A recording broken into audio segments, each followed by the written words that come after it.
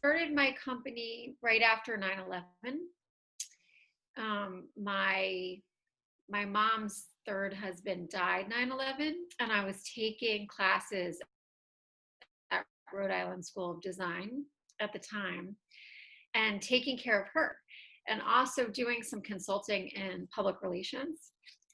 And I loved what I was doing at Rhode Island School of Design. And so I did a major pivot, just because when you lose somebody close to you, and so many people lost somebody close to you, we're seeing a lot of it right now with COVID. A lot of people are pivoting in business right now. You kind of realize that, you need to do what you love. So I made a big pivot, and I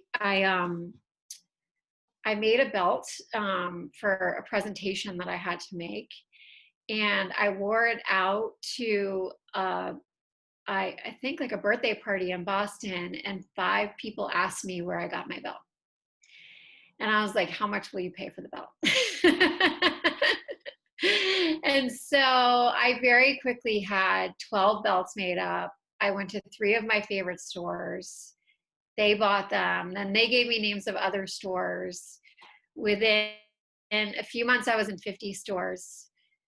A few months later, I got picked up by the showroom that launched Kate Spade, and she took me into 250 stores very quickly. I think eventually we were in like 450 stores. Now that's changed now. I mean, we're doing a lot of our business online now because of COVID. And but it was very fast and very quick, and like over a 3-year period of time, we launched worldwide, and we were carried in stores, all around the world. The woman who launched us quickly asked us to add handbags. So we added handbags very rapidly. And since then, we've been adding all kinds of, really cool things. And we've really made it our purpose to work with female artisans worldwide. And we've been doing that for a long time, even before it became hip. Yeah. Wow, that is an incredible story. And I'm so sorry about your mother's husband, but that's really amazing you were able to start this after that. It sounds like your brand grew pretty fast. Can you talk a little bit about how you got that exposure? I think a lot of girls, they would think that's a big struggle about getting their business out there. Well, I was lucky because I had a background in branding and marketing and public relations for brands like mine. So I designed all my own textiles, and I worked for a textile design company, or a textile company, consulted for them, and other brands, supporting brands that they sold to, like DKNY or Patagonia. I supported 222 brands for Wow. them. So that helped me a lot. But really, it was the public relations piece, just getting my name out there, making sure that people like you were covering me, talking to whoever I could talk to, and then really networking as much as possible, and not ever dropping a network connection. So if somebody was connecting me to somebody, always taking them up on that and following the connection and That's just seeing where it went. Yeah. a great piece of advice to remember. Yeah. It sounds like, I mean, obviously 9/11 and your mother's husband passing away was a big inspiration for starting the company. Have you had any other people who inspired you or any mentors throughout the process? I don't know if I've had like a whole ton of mentors. I think I've had people give me great input over time. So the woman who launched Kate Spade, her name is Cynthia O'Connor, and she's now not even sort of doing anything in the industry except, I think, maybe advising people like me. As a friend. And I still ask her for advice. And then my husband has been in the industry for a really long time. And at one point in time, we were knocked off a lot. And I was introduced to him to be his client. And he has just this incredible sense of how to protect a brand like mine. So he taught me a lot. He really taught me a lot about just different design elements to pull into the line to make sure that nobody could knock us off. Yeah. Well, good thing for that. Yeah, no, I know. And he always says I got the good end of the stick. But we collaborate on everything. So I really can't take credit for, everything that's in the line or anything like that. I have a team of people that work with me. So, and he's very instrumental in everything that I do. Yeah. That's great. As an entrepreneur, there are highs and lows and lots of ups and downs. So, what would you say is the most disappointing or difficult part, maybe that you weren't expecting? And then also the most rewarding part of entrepreneurship? I wasn't expecting when we were knocked off. I was not expecting to walk, somewhere in Chinatown and see a really bad example of something I had designed. And that really felt like literally like somebody had just stolen all your hard work, So that was very difficult.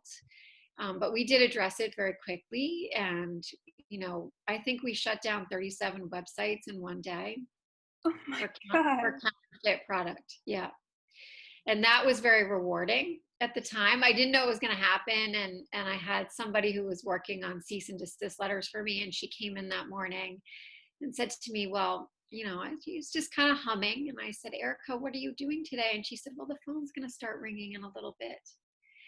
And I was like, it's going to start ringing? And she said, I think we will have made a lot of people angry. And she had shut down all these websites. And that was very empowering. We copyright everything and protect everything voraciously or viciously. And so that was a very rewarding moment to know that you can protect yourself and that if you stick up for yourself, it works. So we got a reputation for being tough on that. And that was great. Yeah. That's a very good. Otherwise, I just love the day to day, and I love meeting people like you. Probably my favorite thing to do is to talk to teenage girls, and I get asked to do it a lot. So, in terms of just like jumping into something, yeah, yeah. Before the teenage girls watching this, what would you tell a girl who feels like she's too young or too inexperienced to be an entrepreneur, doesn't know where to start her own company? Well, first of all, I don't think you're too young ever. I really don't. I love seeing 5-year-olds sell lemonade out on the street, and I'm always the one to buy it. So I would say that that's just not an issue. Age is not an issue. I think it's important that you take advice from strong women and understand how to be strong and power yourself. And I don't know, just be yourself and follow your intuition. I think probably the biggest piece of advice that I would give anybody would be to follow your intuition. You know what's best. You always know what's best. When you're thinking back to the founding of your company, what would you say is the most important first step when you're trying to start a business? Oh, wow. I would just say go for it. I think the first step is very different for everybody, but I wouldn't be so focused on perfection at all. I would say test your product in the market, see who likes it, get feedback. Yeah, that would be, if you're going for a product, it just depends on what you're doing. But in terms of fashion, it's always important to listen to your customers and your customer base. But really just go for it. Just unabashedly go for it and see how people react to it, because the feedback is really, really important. Yeah, and just being yourself. I think right now we've seen a lot of sameness in the world. And so the more you really stick to your guns and be yourself, the more people will, sort of attract to you. Definitely. And in addition to being yourself, what would you say are the top 3 skills to being a successful entrepreneur? Okay, well, I think kindness is really important. I think kindness and understanding that you cannot do it by yourself. So kindness and humility would be number one. Um, and that would include taking advice from people, finding people who know more than you, working with the best. Always try to work with the best. Never settle. Um, and yeah, and I guess gratitude. Always being grateful for all the people that help you, and make sure that you make them totally aware of that and respect what they've done for you and give back to them. Those are definitely some very important things to remember. When you do face those tough times, how do you get through them? Well, let's see. This was an interesting time when everybody went into lockdown. I do a lot of other things besides just designing, to keep myself centered. And so, taking long walks with my dog, yoga, meditation. I hand color all the trims that we design with markers, with pen on paper. And so just kind of getting back to that coloring, things like that, I think help when you hit a difficult time where the paradigm of how people are going to be doing business is changing, because it's really important at those times to spend some time going inside and creating, to understand, sort of from an inner space, how you need to shift. Um, and so we're shifting, dramatically right now in terms of we're focusing online a lot. We also have a really special project in the works. I can't talk about too much, but it's coming along and it'll launch hopefully early next year, which will be in this medium, using video and TV and things like that, which is totally different than what a lot of people do in fashion. So, we're just adjusting and creating basically and having faith. That's a big one. 100%.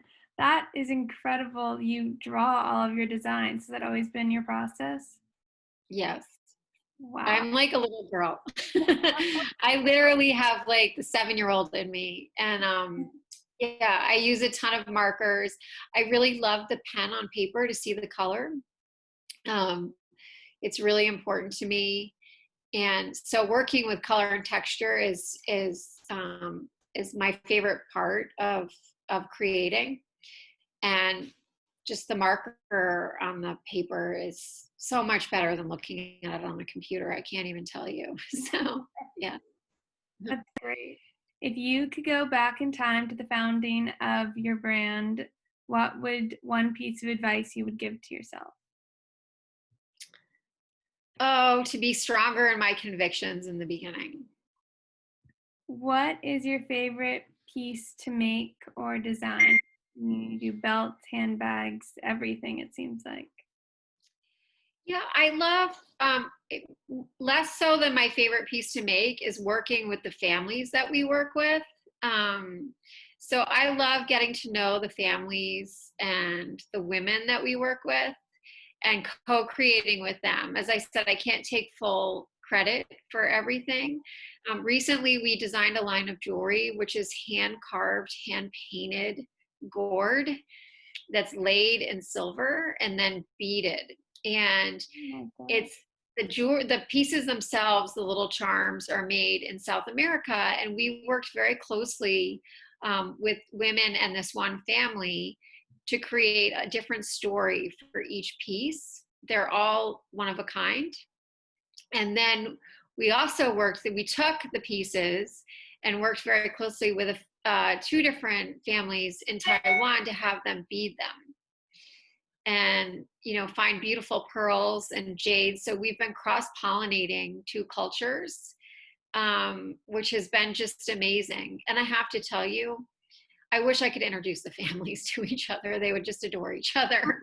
Oh So that's been very cool. That's been very cool. So we've been kind of mixing South America with Asia, which has been just amazing. Yeah. awesome. I've never heard of anything like that. Yeah. Wow. Thank you. Yeah, I think I have a piece on. I don't know if you can Oh see it. my gosh. I was It's, looking at your pearls earlier. They're so beautiful. it's a little songbird. Songbirds represent hope. So, yeah. That is so beautiful. What has been your biggest moment or your most satisfying moment as the leader of your own company? Probably, I mean, I have satisfying moments every day, but probably when I hear women really love um, wearing our stuff and using what we create to express themselves soulfully, that's really satisfying.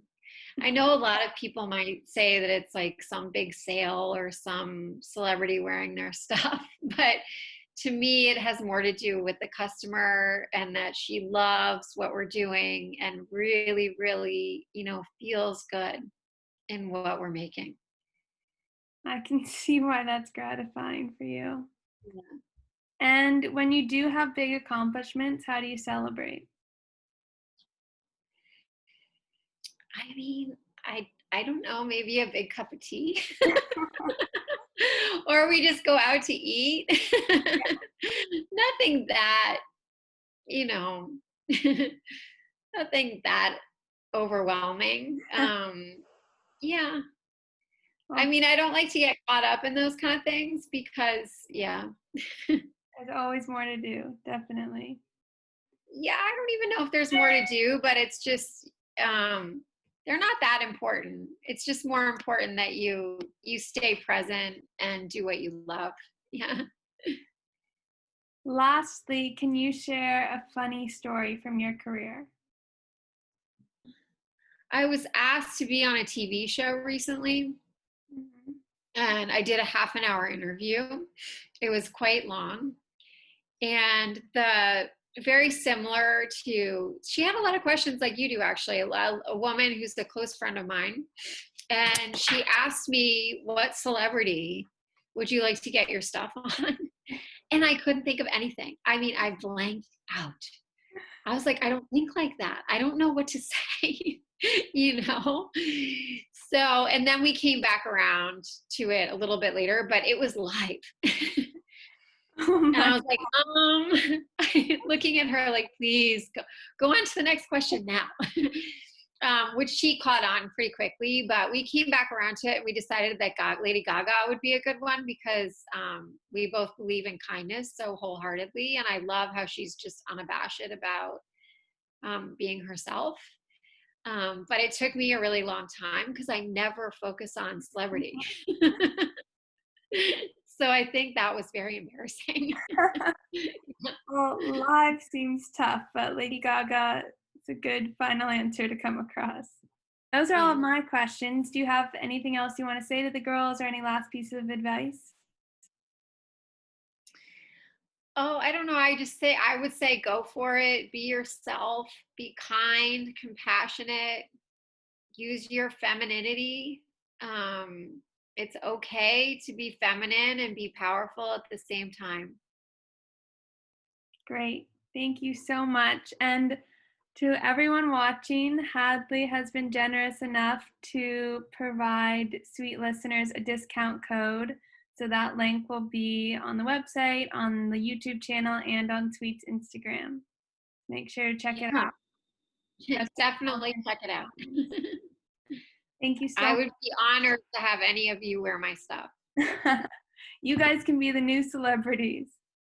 Exactly. Thank you so much for your time, Hadley. This was great, and you shared some wonderful insights.